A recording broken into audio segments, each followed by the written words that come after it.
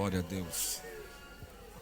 Mais uma vez eu desejo cumprimentar a todos com a paz do Senhor Jesus. Também a nossa saudação a todos que nos assistem em qualquer parte e em qualquer lugar. Nessa transmissão fica uma palavra de agradecimento, em especial também a toda a equipe da cobertura. Já fui agradecido, mas essa semana teve um dia que eu não pude vir. 2 dias, aliás, né? Estava numa escala de culto, e a outra eu não pude vir mesmo, mas acompanhei em casa. E não é todo mundo que consegue transmitir a emoção do templo para dentro da nossa casa, não, né? Então fica a nossa palavra também de consideração a toda a equipe da transmissão da TV. Que Deus abençoe a vida de vocês rica e poderosamente. Quem diz amém? Amém. Abra sua Bíblia novamente no livro de 2 Reis. Da honra de estar aqui esta noite, faço menção, pois sou integrante dessa igreja, congrego, também sou membro, e para mim é uma satisfação estar aqui. E tenho absoluta certeza que a minha contribuição nessa noite é só somar, diante do respeito e da qualidade do que aprendemos durante essa semana. A gente recebeu muita coisa boa, a gente recebeu coisas que aumentaram a nossa noção sobre aliança, estudos variados, cada pregador, cada preleitor, na sua personalidade, trouxe aqui a sua reflexão, e certamente a gente foi juntando tudo e Deus foi falando ao nosso coração. Eu acredito que esta semana é uma daquelas semanas que a gente vai desejar nunca esquecer pelas coisas que Deus falou. Certamente esse tema não vai parar por aqui, pois ainda temos muito trabalho esse ano, estamos apenas começando, e sobre a aliança é uma coisa que a gente precisa manter. Já foi falado, é só uma revisão, que na verdade é Deus quem faz aliança conosco e a gente vai em busca da recuperação, porque Ele faz com muita facilidade. Agora a gente também quebra essa aliança, e já foi ensinado aqui durante a semana, e a gente vai buscando e lutando para manter essa aliança com Deus. E eu essa noite também estou aqui para somar, como já falei, e Deus colocou no meu coração este texto do capítulo 4, que é um daqueles textos que a gente já fica empolgado quando lê. A gente pega o capítulo 4 do livro de 2 Reis, Deus abençoe, a gente pega o capítulo 4 do livro de 2 Reis e a gente já vê Deus basicamente tratando com qualquer suspeita de incredulidade na nossa vida, porque o capítulo 4 ele vem narrando milagres. Do versículo 1 ao 7 a gente vê o milagre da multiplicação do azeite. Era um milagre que eu chamo milagre de ajuda, porque aquela mulher precisava pagar as suas dívidas. Do versículo 8 até o 37, a gente vai ver que é um milagre que acontece ali em Sunem. 12 milagres acontecem lá. Primeiro, a madre daquela mulher é aberta, segundo a palavra do profeta, e posteriormente, com o nascimento do menino e crescimento, ele é tomado por uma dor, uma enfermidade, e vem a morrer, e vem um milagre também da ressuscitação dele. Do versículo de número 38 ao 41, a gente vai ver aquele milagre que aconteceu ali na área do Jordão, em Gilgal, quando os filhos dos profetas precisavam se alimentar e alguém colocou uma erva ali venenosa dentro da panela e houve um milagre quando foi adicionada farinha.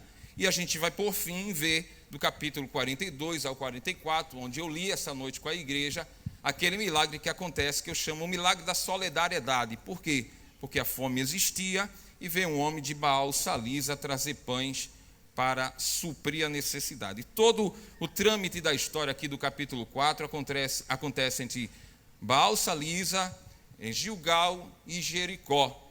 Jericó é onde o profeta Eliseu residia, e ele ficava constantemente voltando para visitar uma das escolas de profeta da época, que ficava em Gilgal. E quando a gente fala de Gilgal, é necessário a gente entender que todos esses milagres, que por mais embelezados que estejam acontecendo aqui, sendo narrados, há um contexto que mostra uma realidade totalmente diferente. O milagre da multiplicação do azeite foi porque a mulher precisava pagar dívidas. Ela era esposa, está agora viúva, foi esposa de um dos profetas que por alguma razão faleceu no serviço e não estava mais lá. A dívida cresceu e pôs em ameaça tanto a sua vida como a dos seus filhos. E foi necessário, por causa dessa crise, um milagre acontecer. A gente vê que em Sunem também a crise afetou. Tanto é que quando Eliseu passava de Jericó para Gilgal, aquela mulher se compadeceu dele, entendendo que ele era um homem de Deus, e recolheu ele para sustentar ele por um bom tempo. Se você for pesquisar a história, você vai ver que aquela mulher não só ajudou a Eliseu, era uma mulher de boa condição, a crise chegou, a fome chegou, mas ela ainda estava por um bom tempo suprida.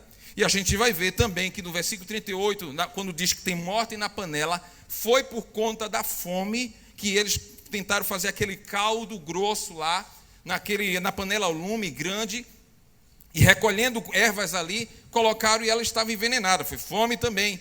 A gente vai ver no 42, que eu li essa noite, que o suprimento que veio para o profeta Eliseu e ele distribui com os profetas, era justamente para alimentar. Então existia uma crise, existia um problema de fome. Gilgal já dizia certo historiador que era um lugar desejável. Gilgal era um lugar que quando você olhava para ele, você se encantava. Dizia este homem que as carroças que passavam por Gilgal, ela passava com as cevadas brilhando. Era um lugar de fartura. Era um lugar que as pessoas gostavam de estar e gostavam de ir. Gilgal era um lugar que quem olhava dizia assim, Deus colocou as mãos sobre este lugar. E agora a gente está vendo que os profetas que estão ali estão sofrendo. Uma seca, uma fome grandiosa está invadindo aquele lugar. E a causa é simples. O povo começou a se desligar de Deus. E a mão de Deus pesou durante 7 anos. Aquele povo que outrora adorava a Deus, agora está dividido. E em busca de soluções práticas, eles começaram a se dobrar aos deuses da época. E entre eles estava o tão conhecido Baal, que era chamado e intitulado como o Deus da fertilidade. Acreditava-se naquela época que Baal era quem era responsável pela chuva que caía na terra e quando plantava dava e simplesmente o povo recolhia. E foi aí que Deus entendeu que o povo acreditando nisso estava perdendo o foco da simpatia de Deus, perdendo o foco da intimidade com Deus. Uma coisa certa vai acontecer, uma aliança vai ser quebrada. E com a quebra dessa aliança, entra em evidência o Deus que não perde ninguém de vista. Entra em evidência aquele Deus que reconhece as nossas fraquezas, mas Ele entende que da nossa fraqueza Ele pode tirar força e a gente pode retornar à intimidade que a gente tinha com Ele antes.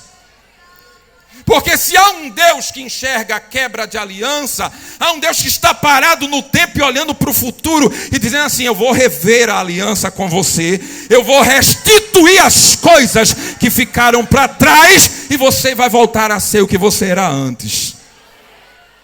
Porque Deus tem poder para fazer essas coisas. Diga glória a Jesus. E a gente vê que o trabalho todo agora é a quebra da aliança e refazer essa aliança. É aí que eu trago um título para você não esquecer essa noite. Eu quero falar sobre a aliança dos anônimos. Diga comigo, aliança. Diga mais forte para o pessoal de casa ouvir. Diga, aliança dos anônimos. Porque quando a gente fala de aliança com Deus, a gente vai sugar algumas imagens na nossa vida. Como assim? Eu acredito que você, como eu também, já viveu esse momento. A gente vê o cantor, quando ele canta que traz Deus para perto, para dentro do culto, a gente imagina o vínculo de intimidade que este homem tem com Deus. A gente vê os pregadores que passam merecidamente com seus joelhos no chão e suas vidas consagradas. A gente vê que quando eles falam, parece que o céu vem para aqui, para dentro da igreja. E a gente fica na especulação, o que é que existe nele, o que é que existe nela, ou eles ou elas, que quando eles falam, que quando eles cantam, que quando eles tocam, Deus vem tão para perto, a nossa mente raciocina rápido, é intimidade com Deus. E esse grau de intimidade gera uma certa fama, queremos ele, queremos ela, porque ele é bem perto de Deus. Mas intimidade com Deus e aliança com Deus não é coisa de gente famosa. Aliança com Deus não propaga ninguém. Aliança com Deus não é para gerar marketing. Aliança com Deus não é para tornar ninguém famoso. A aliança com Deus não é para ninguém ser o super da igreja. A aliança com Deus não é para ser o mais condecorado de todos. A aliança com Deus não é para lembrar da profecia da boca do profeta, da língua que ele fala. A aliança com Deus não é para lembrar do grande pregador e esquecer a grande pregação. A aliança com Deus está muito além disso. A aliança com Deus está muito distante dessas coisas. A aliança com Deus está aqui enquanto você dá glória e também vai com você para casa. A aliança com Deus está quando você dorme, também está quando você acorda. A aliança com Deus está dentro do culto, mas também está lá no trabalho. Deixa eu ver quem tem aliança com Deus aqui. Deixa eu ver quem tem aliança. Balança alguém do teu lado e diga assim: a gente não vai quebrar essa aliança. Não vai quebrar essa aliança não. Não vai quebrar. Alguém pode dizer assim: para que tanta intimidade? E você vai ganhar o que com isso? Para que tanta intimidade? Ninguém não vai nem te ver no meio da multidão. Para que tudo isso? O que vale é o relacionamento com Deus. O versículo 38 ao 41, você vai ver que quando colocaram ali, que foram pegar a comida, a erva para botar na panela, ao lume, você vê que o texto sagrado diz que quem foi buscar não conhecia. Vai fazer um caldo, vai fazer um sopão aí. Correu lá, olhou, achou bonita e colocou. Não conhecia, o texto diz não conhecia. E por não conhecer, o que se ouviu alguns minutos depois foi a morte na panela. Todo mundo olhando um bocado de pão ali dentro da panela e comendo, começou alguns a ter reações alérgicas. Outros começaram a sentir um descongestionamento, ou um congestionamento, perdão, no estômago. Alguns começaram a se inclinar de dor, as cólicas. Outros começaram a vomitar. E a pergunta é: o que foi que colocaram nessa panela? Aí disseram: eu coloquei aquela erva. Entenderam? Essa erva não. Essa erva aí, ela é venenosa. E o que é que a gente faz agora? Você lembra que o profeta fez? O profeta disse assim: põe farinha. Diz para alguém: põe farinha. Ô irmão, se impressionou com a cor da erva, que era bonita, mas era desconhecida. Se impressionou com o tamanho da folhagem da erva, porque era bonita, mas era desconhecida. Coisas desconhecidas geram riscos para a nossa aliança. E tem gente que vive apostando no desconhecido. Mas essa noite a manutenção da nossa aliança é: permanece naquilo que você já conhece. Permanece nas coisas que você já sabe. Não tenta uma glória diferente não. A glória que você já dá, essa é suficiente e essa o teu Deus já conhece.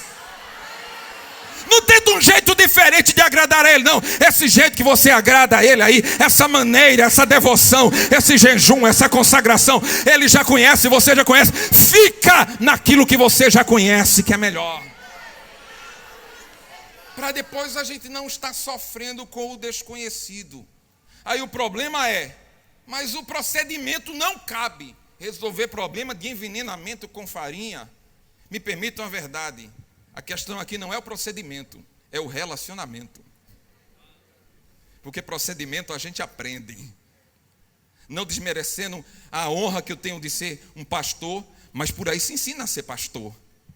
Eu vi uma academia que se ensina a expulsar demônios. Eu não sei se primeiro eles recolhem o demônio, treina para depois expulsar. Não sei como é que faz isso, mas se faz por aí. O problema não é o procedimento. Procedimento no popular se diz na minha época de infância decoreba, se aprende. O problema é o relacionamento. E relacionamento com Deus é bem diferente. Procedimento, a gente bota o altar, fica chicoteando as costas, dizendo: desce chuva, desce fogo, desce chuva, desce fogo. Procedimento, a gente fica o dia inteiro rodando para a direita, depois rodando para a esquerda. Procedimento, a gente fica decorando as coisas. Procedimento é dessa maneira. Procedimento a gente aprende, mas relacionamento é diferente. Eu estou sentado lá e diz: vai fazendo aí, que daqui a pouco chega a minha vez. No procedimento é o dia todo, no reconhecimento, ou melhor, junto daquele que é o relacionamento. Quando chega lá ele diz: afasta, afasta. O altar está muito simples. Cava ao redor dele. Cava ao redor da madeira. Cava tudo, cava. Mas vai quebrar o procedimento. Se preocupa não, o negócio é relacionamento. Vai cavando. Vai dar errado não. Aqui é relacionamento.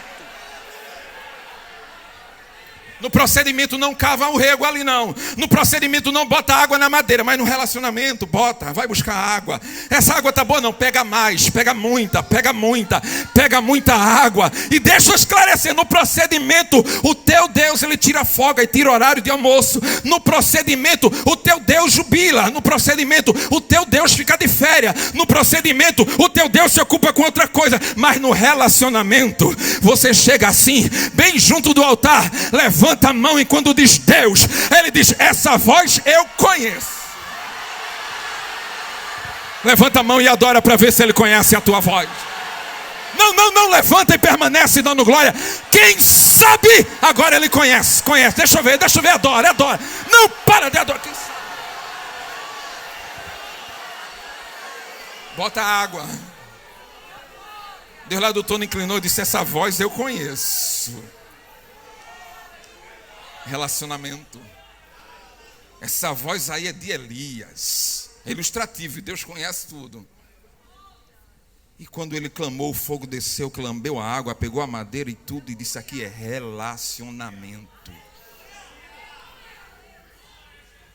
Cargos, funções, muitas vezes invadem a nossa mente com a certeza que estamos em um relacionamento. Mas não estamos. E a gente precisa entender que certas crises, elas são permissíveis e permitidas por Deus, para que a gente volte até aquela aproximação. Gilgal, que era tão bonita, agora está na fome. E quem está levando a culpa nesse momento, de tabela, os filhos dos profetas. Quem eram os filhos dos profetas? Aqueles que se decidiram seguir ao Senhor e permanecer justos e fiéis diante dele. Ser profeta de Deus nunca foi uma coisa fácil. Não houve uma época na Bíblia Sagrada que um profeta de Deus, sério, ele viveu uma vida tranquila, uma vida cheia de regalias. Ser profeta de Deus é coisa séria, é coisa difícil, mas é coisa que se mantém. E aqueles homens começaram a viver o primeiro momento, que começou lá atrás, em 1 Samuel, capítulo 10, versículo 10, fala que quando Saul foi ungido a rei, ele foi encaminhado para um lugar e disseram, você vai chegar num lugar e vai encontrar um rancho de profetas, e o Espírito de Deus vai se apoderar de você, e você vai profetizar com eles. E aconteceu, dali começou a aparecer. Aí depois veio Elias também, e agora vem Eliseu, assumindo a função de Elias. Ele se depara com esses profetas. Profetas esses agora que estão encarando uma dificuldade. Dificuldade essa que envolvia crise política, crise religiosa, miséria, fome, porque a mão de Deus pesava. Os profetas tinham se dobrado, tinham se corrompido, e eles estavam na retaguarda, guardados e dizendo, a gente passa fome, mas não nega. A gente sofre acusação, mas não sai daqui. Porque a nossa aliança, ela está acima de qualquer prova. As viagens de Eliseu, de Jericó para Gilgal, quando chegava lá, que eles viam Eliseu entrando em Gilgal, eles se alegravam, diziam, ele agora vai alimentar a nossa alma, mas a barriga estava vazia. O profeta que alimentava as almas daquele homem também reconhecia, eles precisam se alimentar. E a Bíblia Sagrada diz que esse ambiente aí, eu consigo entender uma coisa, que quanto, mas não é uma regra, repita comigo, não é uma regra. Não é uma regra, queridos obreiros, não é uma regra, mas eu entendo que crises, elas não servem para destruir nada. As crises servem para provar quem é e quem não é, quem tem e quem não tem, quem fica e quem corre. As crises servem para a gente descobrir se aquela euforia toda é verdadeira ou é momentânea. Porque enquanto se dizia, a crise aumentou, a apostasia, o se dobrar, a idolatria, a Baal aumentou, está o capítulo 6 de 2 Reis. Os filhos do profeta olhando para Eliseu dizendo assim, o lugar que a gente está é estreito, é pequeno demais. Se o problema é a crise, tem que diminuir o número de profeta, está aumentando. Eles estão dizendo assim, procura estaca, a gente vai esticar a tenda, porque está aumentando o número de profeta. Alguém está dizendo aí, é fracasso. Não, é fracasso não. Vem para a EBJ aqui que você descobre que não é fracasso não. Estão dizendo aí, está acabando a juventude de Deus. É conversa fiada. Essa semana toda eu vi pela rede social, participei do culto, dizendo, está aqui de profeta assim, está cheio de profeta. E vem profeta de todas as partes. Aumenta a tenda, estica a tenda, cava aí, aumenta, porque não vai parar isso não. A crise serve para mostrar quem é e quem não é. A crise serve para dizer, você fica, e eu vou trabalhar através de você. Levanta a mão direita, levanta a mão direita. Eu quero só a tua mão direita levantada. Enche o teu pulmão de ar e dá o máximo de glória que você pode dar a Ele. Não dá mais glória para Ele, porque quem sabe o teu vigor é renovado agora. Dá glórias para Ele, dá glória a Ele. Acredita em você. Ele acredita em você. Ele acredita em vocês. Ele acredita em nós. Ele acredita em mim. Ele acredita. Acabou não. Aumenta a tenda. Aumenta a tenda. Pastor, e o que tem a ver esse texto aí com a aliança dos anônimos? Em evidência está os filhos dos profetas e o profeta Eliseu. E depois do que acontece ali no Jordão, porque Gilgal é o vale do Jordão, depois que acontece aquele milagre ali, a Bíblia Sagrada diz que vida que segue. Está Eliseu sentado, os profetas ao seu redor. Aí o texto diz: veio um homem de Baal-Salisa, e ele trouxe pães das primícias. Diga comigo, pães das primícias. E eu comecei a identificar que há muitos anônimos, há muitas pessoas que têm uma aliança que o nome dela nunca vai aparecer no jornal, porque não é necessário isso para provar. Não são as minhas escalas de culto e a honra que eu tenho de estar pregando essa noite, nessa festa, que garante a minha aliança com Deus. Mas a minha aliança com Deus é fora daqui, é fora da vista de todo mundo. E eu percebi que a aliança com Deus é uma certeza de não quebrar princípios. Pessoas que têm aliança com Deus são pessoas bem resolvidas. Feito este homem, o nome dele não aparece, mas diz que ele sai lá de Baal-Salisa e vai atrás de Eliseu. E se você for olhar na Bíblia, pastor Marcos, se ele guarda princípios, se ele é uma pessoa que tenha predeterminado as coisas, ele está quebrando um princípio aqui. Porque o livro de Levítico, capítulo 23, e o versículo 9 e 10, o Senhor falou a Moisés dizendo: Moisés, quando entrares na terra, a primeira porção da cega, pegue ela e ofereça ao sacerdote, porque são as primícias, ninguém mais. E a gente está vendo um homem que não está levando para um sacerdote. Que controvérsia é essa? Não. O problema é que em Baal-Salisa, os templos não ofereciam devoção a Deus. Aí alguém disse: para onde você vai com esses pães aí, das suas primícias? Ele disse: eu vou procurar um homem de Deus, porque aqui em Baal-Salisa não tem, mas eu sei que alguma parte eu vou achar. Mas acha aí um sacerdote. Ele disse: aqui os sacerdotes se corromperam. E ele disse: acha aí um profeta. Os profetas se venderam. Então quer dizer que acabou o profeta, o sacerdote? Ele disse: não, eu vou andar, e eu sei que eu vou achar. Pessoas com aliança com Deus são bem resolvidas, são bem determinadas. Ele pegou o cestinho dele de pão e disse assim: eu só vou parar quando eu achar alguém de Deus, que eu sei que tem. Eu sei que eu vou andar à distância. Eu li um escritor dizendo assim: é muito perigoso quando você pega as coisas que vai dar a Deus e caminha por muito tempo, porque no caminho vai aparecer salteadores tentando roubar o que você já ganhou de Deus. É mais ou menos assim: de segunda para cá você recebeu tanta coisa, aí daqui para lá, a semana que vem, daqui para o ano, para a próxima EBJ, se Deus permitir, quantos salteadores vão tentar arrancar as comidas que estão no teu cesto? Quantas pessoas vão tentar tomar a cega, as primícias? Mas aquele homem tomou posse do cesto e disse: eu vou andar, eu vou achar, eu vou distante, mas eu sei que existe gente de Deus, e eu vou para onde precisar ir, mas eu vou achar alguém para que possa receber as primícias. Eu moro na cidade vizinha, cidade de Igaraçu, loteamento Flores do Igaraçu, é a residência onde eu moro. Avenida Viga é o número da rua, é o nome da rua. Número 60 é o número da casa. Será que alguém pode ir agora lá na rua onde eu moro e perguntar: onde mora um homem de Deus aqui? E alguém vai dizer: mora na casa de número 60? Será que alguém pode passar lá pela rua que você mora, no bairro que você mora, e dizer assim: eu estou procurando alguém que tem aliança com Deus? Aí diz: ó, pega aquela segunda rua, aquela casa de primeiro andar, mora um jovem da Assembleia de Deus ali, ou da Batista, da Presbiteriana, sobe lá que ele é jovem de Deus. Será que depois desse congresso, alguém vai chegar, ver você chegando segunda-feira no trabalho, dizendo assim: tem alguma coisa diferente em você, já foi testificado pelo pastor, tem alguma coisa diferente em você. Sábado você saiu de um jeito, mas chegou na segunda de outro. É aliança, é o cesto,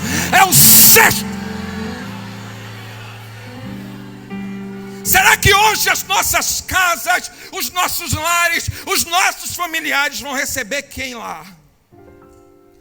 Porque enquanto a gente está dando glória aqui dentro e cantando aqui nessa igreja, já tem gente procurando o jovem de Deus aí para tanta coisa. Já tem empresa que só quer contratar jovem se for crente. Tem rapaz que ainda é firme, que não se dobra para qualquer moça. E tem moça que é mais firme ainda, que não se dobra para qualquer rapaz e diz: eu espero, mas eu vou achar um que é de Deus. Sabe por quê? Porque está cuidando das primícias. Quando o diabo olha para você, o mundo olha para você, ele não olha você meramente um cidadão, ele olha para o teu cesto. Está carregando coisas de Deus ali. Não vale a pena matar um da gente, não. Ele primeiro quer tirar as forças. Ele primeiro quer reduzir a tua fé, fazer com que você perca as coisas que ganhou de Deus. E daí então ele vai sentenciar você e acabar com você. Mas essa noite é diferente. Eu disse que eu só estava concluindo. Eu me recordo que eu trabalhava no comércio no centro do Recife. E uma certa feita eu trabalhava fechando garagem para os donos. E quando eu fechei a garagem assim, que os carros do dono entraram, que eu fechei a garagem, que me virei, lá veio um homem, pastor, correndo. E aquele homem tropeçou. Quando ele tropeçou, uma bolsa que tinha na mão, estendeu uma série de dinheiros assim. E quando menos espera, a polícia entra atrás. Prenderam ele, algemaram ele. Um jovem policial ainda com aquela boina laranja, recém-introduzido ali na polícia militar. Ele agarrou a bolsa do dinheiro, puxou a arma, ficou assim. Uma policial e mais um policial ficaram na frente dizendo assim: aqui ninguém passa. E o jovem segurando assim: ninguém passa, ninguém pega. E o povo dizendo: leva para lá, ninguém chega perto. Ele estava guardando o produto do trabalho dele. O trabalho dele era recuperar e levar para quem merece, recuperar e mandar para o dono. Ele agarrou e disse: aqui ninguém passa. Ainda tem jovem aqui assim, que segurou as coisas de Deus. E essa noite Deus está dizendo assim: vou mandar reforço. Eu vou mandar reforço para te ajudar.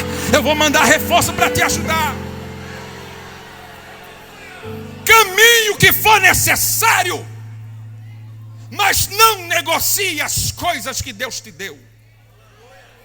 Sacrifique a distância que precisar. Lucas capítulo 1, versículo 39. A Bíblia Sagrada diz que Maria tinha recebido a visita do anjo. E o anjo disse a Maria: Maria, você vai ser a mãe do Salvador. Bendita és tu entre as mulheres. E tem mais, Maria. Isabel já está em tantos períodos, não sei se é o terceiro período ou o sexto período da gestação, de alguém que vai anunciar a chegada do Salvador. E sabe o que acontece, irmão? Maria diz: eu sou desposada de José. E o anjo diz: deixa José que eu cuido. Vai vivendo. E Maria começou a ter os enjoos dela. A barriga de Maria começou a crescer. José olhava para ela: o que é que tu tem, Maria? O que é que tu tem, Maria? Eu não posso dizer, é coisa de Deus. É coisa de Deus. Daqui a pouco a vizinhança começou também a falar. José ficou meio receoso de acusar Maria de alguma coisa, decidiu ir embora. Quando ele decidiu ir embora, arrumou as malinhas dele, os trapinhos dele. Quando ele disse: eu vou dormir, amanhã eu me mando, para não difamar a vida de Maria. Quando ele encosta a cabeça no travesseiro, meio preocupado, que o sono bate, ele tem um sonho. Quando ele tem um sonho, um anjo aparece dizendo assim: José, não te apresse em sair de perto de Maria, pelo contrário, recebe ela. Mas Senhor, eu não fiz nada. Calma, José, o que está em Maria é do Espírito Santo de Deus. Você não entende, José, ainda, porque não está em você, porque só entende as coisas de Deus quem é de Deus. E Maria vai agora tendo o apoio de José, da família, e a comunidade começa a olhar. E chega um momento que Maria ficou preocupada. Aí o capítulo 1, versículo 39 do livro de Lucas diz que apressadamente Maria foi atrás de quem? Isabel. Aí a Bíblia diz que ela subiu montanhas, gestante, subindo montanhas atrás de alguém que ela confiava. Andou em dificuldade. Se tiver gestante aqui, sabe o que é subir até os degraus da igreja? Sabe como é dificultoso? Imagina aí montanhas, caminhos à distância, dizendo assim: eu preciso encontrar com Isabel. Porque não dá para contar com o povo ao meu redor. Eu vou longe, eu vou atrás de Isabel. A Isabel está lá lavando os pratos. Maria chega bem no portão da casa dela e grita: Isabel! Quando ela grita Isabel, Isabel se vira e grita de longe: a que devo a honra de receber a mãe do meu Salvador.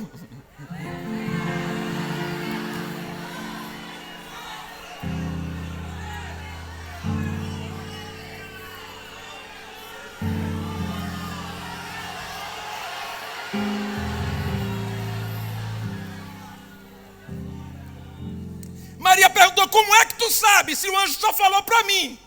Ela diz: porque quando a tua voz ecoou no meio da minha casa, a criança que está dentro de mim saltou. Só pode ser coisa de Deus. Quando o que está aí mexe com o que está aí, quando o que está aí mexe com o que está aqui, é Deus que está nesse negócio. Quando o que está aqui mexe com o que está aí, quando o que está aí mexe com o que está aqui, é coisa de Deus. Quando o que está em cima mexe com as coisas que está aqui embaixo, é daqui de baixo mexe com as coisas que está em cima, é coisa de Deus. Então dá glória para Ele e exalta, porque tem alguma coisa mexendo. Faz o seguinte, adora Ele. Já eu continuo, adora Ele. Porque tem alguma coisa de Deus mexendo dentro da gente. Adora, usa fôlego essa noite. É a última noite, vale a pena dar glória. Vale a pena deixar esse lugar aqui estremecendo por muitos dias, para quando amanhã a gente vier trabalhar, passar por aqui, ainda sentir tremer isso aqui. Porque tem coisas de Deus acontecendo aqui nessa igreja. Adore a Ele. Se você tem medo de adorar, silencia. Mas se não tem, continua. Porque eu vou dizer a você, com toda certeza e de olhos abertos, se você continuar adorando, não vai demorar 2 minutos para essa igreja ser tomada pela glória de Deus. Porque as coisas daqui vão mexer com as coisas daí. As coisas daí vão mexer com as coisas daqui. As coisas daqui vão mexer com as coisas. Deixa eu ver.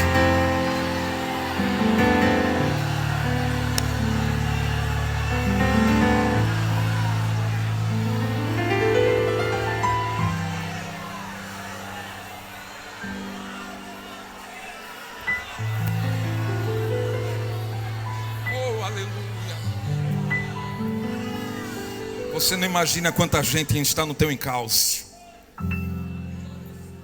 Terá que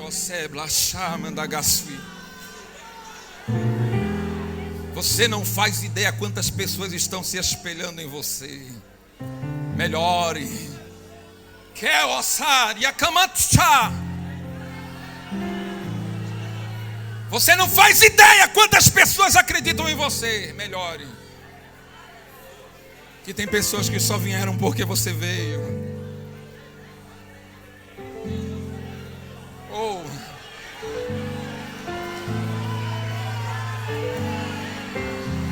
Recebe a graça de Deus aí, recebe a graça de Deus. Tem pessoas que só estão aí porque você está. Tem pessoas que só estão dando glória porque você está. Que não desistiram porque encontraram você de pé. Tem gente andando quilômetros só para ficar sentado do teu lado, andando longas distâncias só para estar no mesmo culto que você está. Isso não é coisa sua, é coisa de Deus. Deus chegou em você e ficou, e estabelecia aliança com você.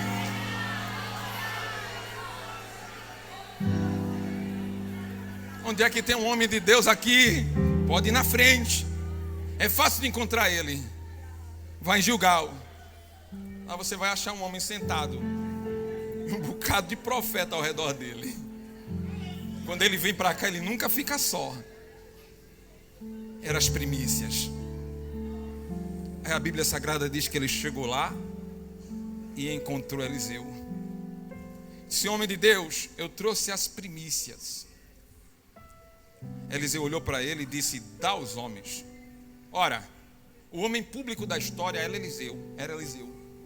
Ele recebia ajuda. A prova disso que a sunamita, ela ajudou ele. Deu casa, deu um quartinho para ele, cadeira, deu uma cama para dormir, uma mesa, e deu comida. Era normal. E o homem trouxe para Eliseu. É seu, Eliseu. Mas pessoas que têm aliança firmada com Deus, elas compartilham. Elas não são mesquinhas. Elas compartilham. Eliseu olhou e disse: aqui é tudo para mim? É. Dá para os homens? Dá para eles? Eu ouvi um pregador dizer, há muito tempo atrás, logo quando eu me converti, e eu vi um pregador dizendo assim: pode tocar em alguém agora que o que está em você vai passar nele, passar para ele. E eu toquei em tanta gente e não passou nada. E depois, né, com o ensino e com a graça dos que me ensinaram, eu descobri que essas coisas não passam, mas contagiam. Elas contagiam. Compartilhar é contagiar. Eliseu disse assim: esses aí, não sei há quantos dias estão sem comer. Mas o que eu enxergo nele é que eles estão aqui. Com tudo o que está acontecendo, não se apartaram. Não deixaram seu lugar. Olho no olho aqui com o pastor Marcos. Você acha que congresso como esse, que a semana inteira, um número incontável de jovens que vieram aqui, essa igreja, ainda estão aqui essa noite, você acha que todo mundo chegou bem? O congresso teria outro título. Você acha que todo mundo chegou 100%? Você acha que todo mundo aqui, naquela glória toda caindo, todo mundo estava lá chorando porque todos estavam sentindo? Tem gente lá no meio dizendo: por que eu não sinto? Porque eu não sinto? Porque a ideia central é: todo mundo sente. Mas tinha um profeta olhando para o futuro e dizendo: para as coisas que precisam acontecer e vão acontecer daqui para frente, é necessário compartilhar o agora. E o agora não tem nada a ver única e exclusivamente com a fome. Tem a ver com atitude. Tem a ver com resgate. Tem a ver com busca. Tem a ver com socorro. Tem a ver com esse tipo de coisa. Falei dias atrás e houve até um certo contratempo na rede social. Algumas pessoas me procuraram pregando em um EBF das nossas igrejas. Eu disse: olha, se você não tem referência para se espelhar, se espelhe em mim. Alguns admitiram isso como uma coisa boa, outros criticaram. Exaltação não.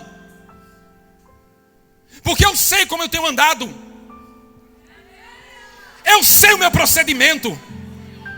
Eu sei a quem eu tenho orado, a quem eu tenho buscado. E eu garanto a você que se você for na mesma direção que eu, você vai encontrar quem eu encontrei. Agora, se alguém não pode dizer isso, eu não posso fazer muita coisa. Entre e vem comigo. Mas tem que compartilhar. Diga para alguém: tem que compartilhar.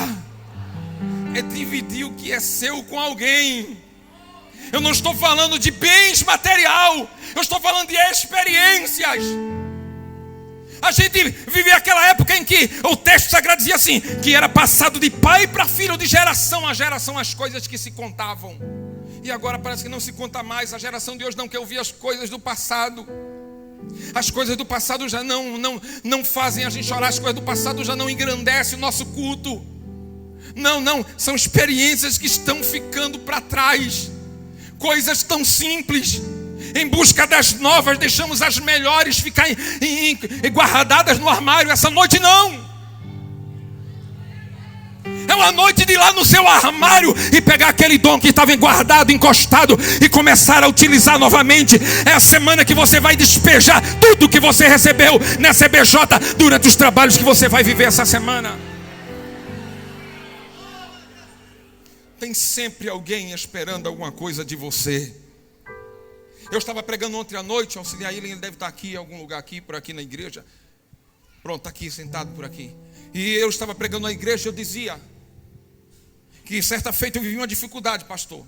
Não tinha trabalho, nem trabalhar no comércio, nem nada, a porta fechou. Eu estava para me casar. E com essa dificuldade precisei recorrer ao emprego mais rápido. E não tem emprego mais rápido, a gente começou a fazer coisas. Eu vendi tudo o que você imaginou. Nunca tive vergonha disso. Se eu precisasse voltar, voltaria com muito orgulho. Mas eu vendi cascão de sorvete, vendi Dudu, vendi o que você pudesse fazer. Pintei muro, cortava mato, arrancava portão, botava portão, só para ter o trocadinho. Eu estava lá trabalhando e eu estava na confecção de Dudu. Os irmãos sabem Dudu, aquela bolsinha que tem um suco, um picolé dentro, alguma coisa. E quem faz aquilo, quem trabalhou aquilo, sabe que você termina o dia com os dedos todo da cor do suco que tem ali. E eu ia para os cultos com a mão no bolso, com vergonha que as pessoas vissem a cor da ponta dos meus dedos. Groselha, o pessoal não sabia, era groselha. Morango. Eu ficava com a mão no bolso nos cultos. Até hoje eu tenho costume, os irmãos de prestação, eu tenho costume de às vezes por outro estar com a mão no bolso, porque eu tinha vergonha, eu guardava os meus dedos ali. Mas eu estava fazendo ali, pensando, Deus, quando é que a porta vai abrir? Uma porta que dê condição de eu alcançar alguma coisa melhor. Foi quando de repente bateram no portão. Quando bateram no portão insistentemente, eu fui lá naquele portão. Quando eu cheguei lá, eu disse: pois não, é aqui que Marcos está. Eu disse: sou eu. Você quer comprar Dudu? Um Dudu era 6 centavos, pastor. 6 centavos. Para casar vendendo Dudu a preço de 6 centavos, tinha que vender muito Dudu. Tinha que vender muito Dudu. E eu disse: quer comprar Dudu? Não vim aqui atrás do Dudu. O que foi que está acontecendo? Não, porque na outra rua aqui, uma pessoa morreu. E disseram: ó, vai na outra rua e procura um rapaz por nome de Marcos, porque ele anda com Deus. E se você chamar ele para orar aqui, ele vai orar e Deus vai ressuscitar. E aí? Eu disse: sério, isso de mim foi? Foi. Você acha que erraram o Marcos? Não, é você mesmo? Então eu vou. Guardei lá, não olhe para os meus dedos não. Peguei a Bíblia e fui, pastor. Cheguei lá, tem uma pessoa que tinha falecido desde as 8 da manhã. A família não queria nem chamar nada, queria chamar ninguém. Estava aquela multidão de gente na frente da casa. E eu cheguei lá, quando eu entrei, já entrei pensando: canto em Indapa. Mas se cantar em Indapa, a pessoa que morreu não canta. Não canta. Já comecei, não canta em Indapa. Meu nervosismo foi tomando conta. Eu entrei naquela casa, a família toda, o povo chorando, a família uivando, de tanta dor pela perca da mãe que estava em cima daquela cama. E daqui a pouco, quando eu olhei aquela situação, eu olhava para um, olhava para o outro, e todo mundo esperando de mim.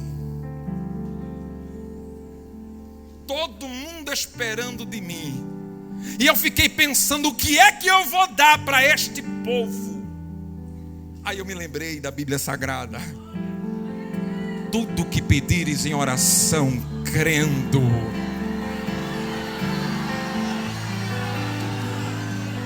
Toque alguém e diga assim: compartilha o que você sabe. Compartilhe o que você experimentou. Compartilhe o que você viveu. Compartilha. Compartilha.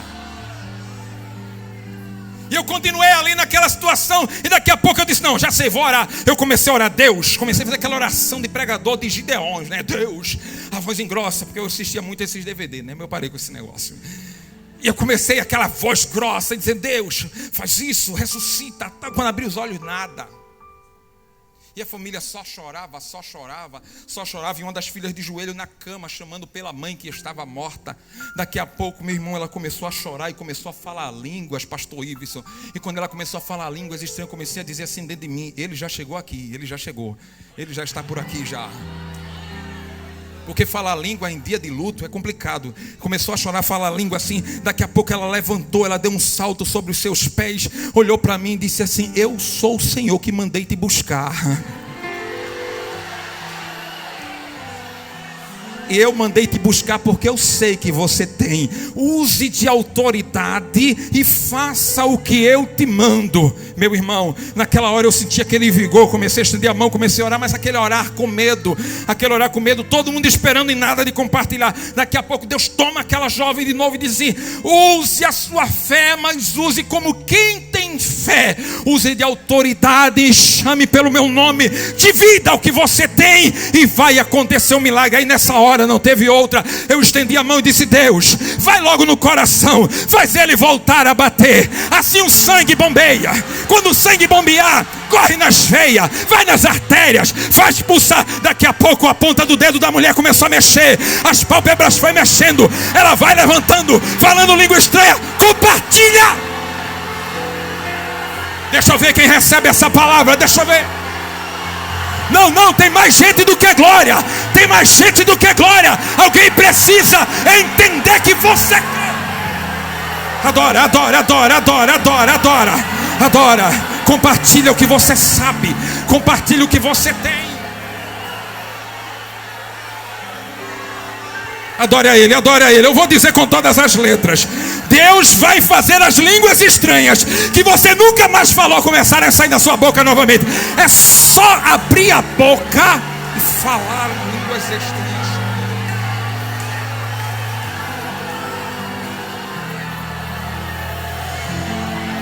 Dá comida a eles. Dá comida a eles. Dá comida. Trouxe para mim, eu passo para ele. Dá comida. Conta.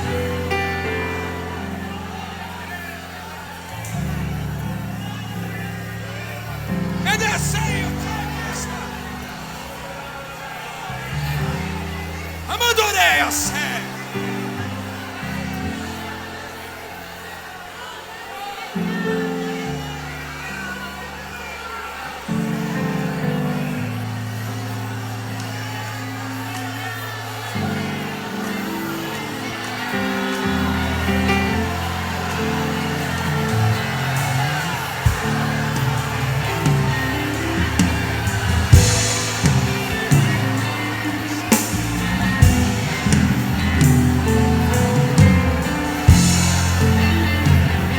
Deixa Deus encher o teu coração de alegria.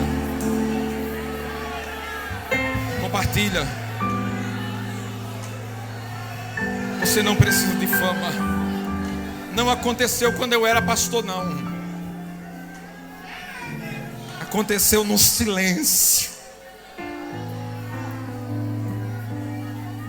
Oh, aleluia. Eliseu, é para mim? É. Passa para eles. O servo de Eliseu disse: como, pois, 20 pães vão alimentar 100 homens?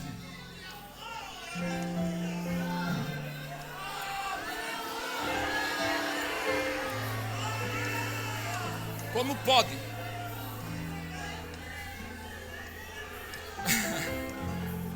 Quando Eliseu assumiu a escola ou melhor, o ministério profético depois de Elias, ele não assumiu apenas uma sucessão.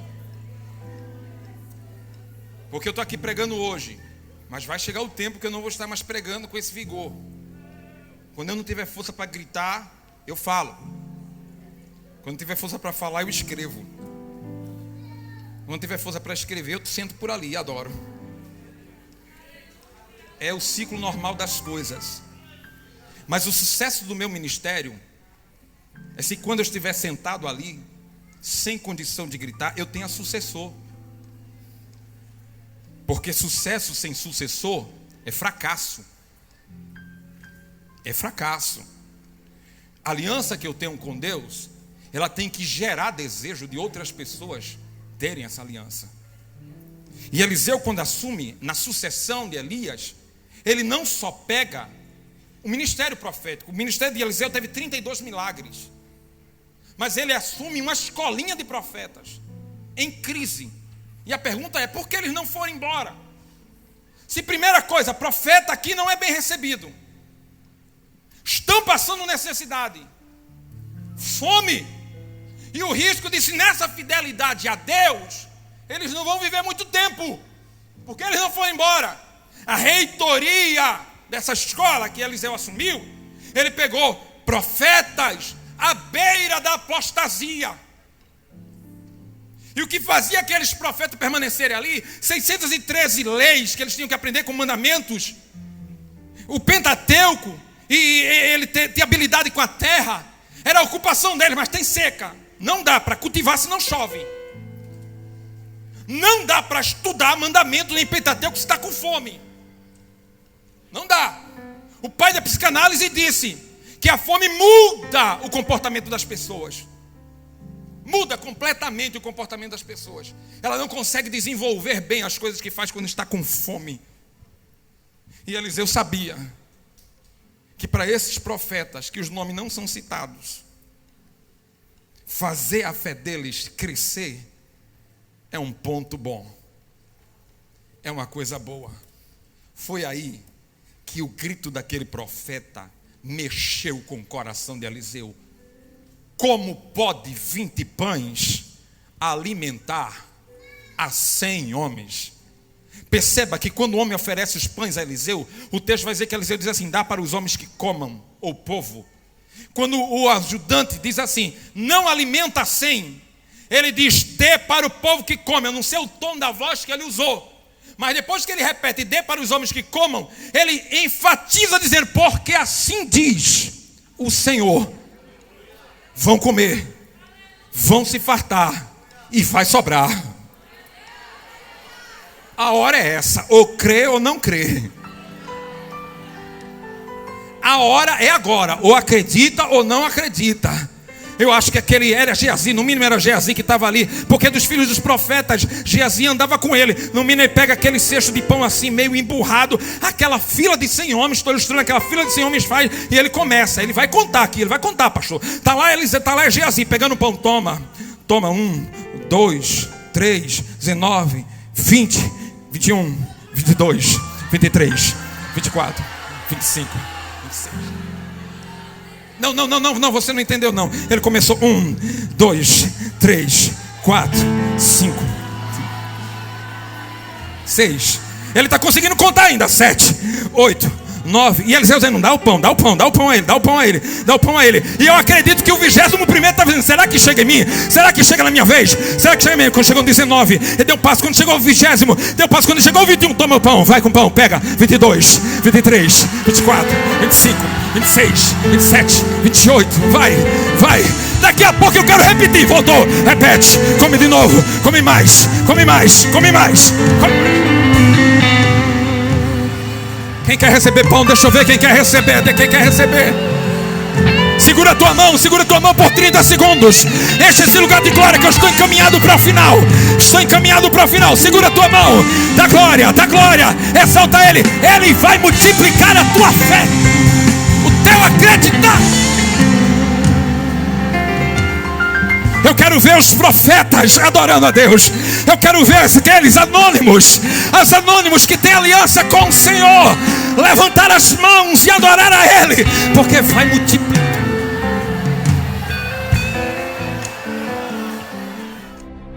A EADALP vem há quase meio século fazendo a obra missionária sem parar, levando o ID do nosso Senhor Jesus Cristo para as nações. Atualmente, a Assembleia de Deus em Abreu Lima tem missionários desenvolvendo trabalhos evangelísticos e sociais permanentes na Alemanha, com os missionários Everaldo Lopes e Herotildes Lopes. No Equador, com os missionários Edinaldo Xavier e Marlene Xavier. Nos Estados Unidos, com os missionários Robson Lucena e Rafaela Lucena. Na Itália, com os missionários João Vitor e Priscila Lopes. No Paraguai, com os casais de missionários Danilson Santana e Adriana Santana. E também os missionários Vivaldo Almeida e Leane Almeida. No Peru, com os missionários Assuero Chagas e Rebeca Chagas. Em Portugal, com os missionários Antônio Vessosa e Noêmia Chagas. No continente africano, a EADALP também tem realizado um maravilhoso trabalho, ganhando almas, discipulando e realizando grandes ações sociais nos seguintes países. No Quênia, com o casal de missionários Oliver Munt e Aldeci Munt, e a missionária Josiane Priston, nas montanhas de Tinderet. E em Moçambique, na porção sudeste do continente africano, com os missionários Milton Rafael e Glauci Trindade. Vidas têm sido impactadas, alcançadas e abençoadas por esta grande obra de missões que todos nós, da EADALP, temos realizado em todos esses países espalhados pelo mundo, através das orações, intercessões, contribuições e do empenho de todos. O nosso Deus vai continuar nos ajudando a mantermos essa chama viva em nossos corações que batem incessantemente por missões. Missões, a batida do coração da igreja.